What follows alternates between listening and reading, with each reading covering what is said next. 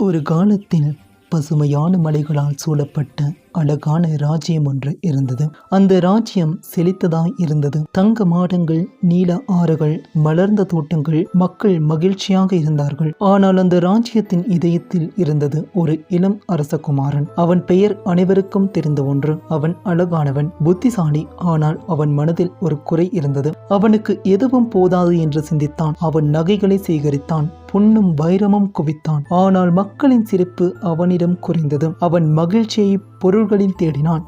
ஆனால் அது எப்போதும் அவனிடமிருந்து விலகியே சென்றது. அரண்மனையின் ஒரு மூலையில் பழைய மரப்பெட்டிக்குள் மறைந்து கிடந்தது ஒரு மந்திர கண்ணாடி. அது சாதாரண கண்ணாடி அல்ல. அது மனிதனின் முகத்தை மட்டுமல்ல, இதயத்தையும் காட்டக்கூடியது. நூற்றாண்டுகளுக்கு முன்பு ஒரு ஞானி அதை உருவாக்கியிருந்தார். அதில் கூறப்பட்டது, நல்ல மனம் கொண்டவர்கள் பார்க்கும் போது இந்த கண்ணாடி ஒளிரும், ஆனால் பேராசை நிறைந்தவர்கள் பார்க்கும் போது அதன் ஒளி மங்கிவிடும் என்று. பல ஆண்டுகள் அந்த கண்ணாடி அமைதியாக இருந்தது. ஆனால் ஒரு நாள் அது மீண்டும் விழித்தது. அந்த காலை அரண்மனையில் அரசகுமாரன் புதிய நகைகளை அணிந்து கொண்டு நடந்து வந்தான். அவன் அங்கிருந்து செல்லும் போது ஒரு வித்தியாசமான ஒளி அவன் கண்களை கவர்ந்தது. அது மந்திர கண்ணாடியின் ஒளி.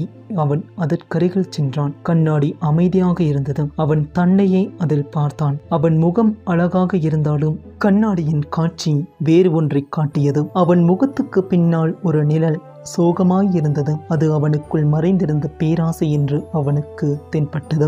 அவன் கண்ணாடியில் நிழல் நின்றதை பார்த்தபோது அவனுக்குள் ஏதோ மாறியது. அந்த நாளிலிருந்து அவன் மனம் சிந்திக்க தொடங்கியது. அவன் கிராமங்களை பார்ப்பதற்கு சென்றான். அங்கு மக்கள் வறுமையிலும் சிரித்து வாழ்வதை அவன் கண்டான். அவன் மகிழ்ச்சியை உண்மையான வடிவத்தை பார்த்தான். அது செல்வத்தில் இல்லை, மனிதர்களின் நெஞ்சங்களில்தான் என்று புரிந்து கொண்டான். அவன் மெதுவாக தனது செல்வங்களை மக்களுடன் பகிர்ந்தான். பசி கொண்டவர்களுக்கு உணவு, தண்ணீர் இல்லாதவர்களுக்கு கிணறு, கல்வி தேவைப்பட்டவர்களுக்கு பள்ளி என்று அவன் ஒவ்வொன்றையும் நன்றாகவே செய்தான்.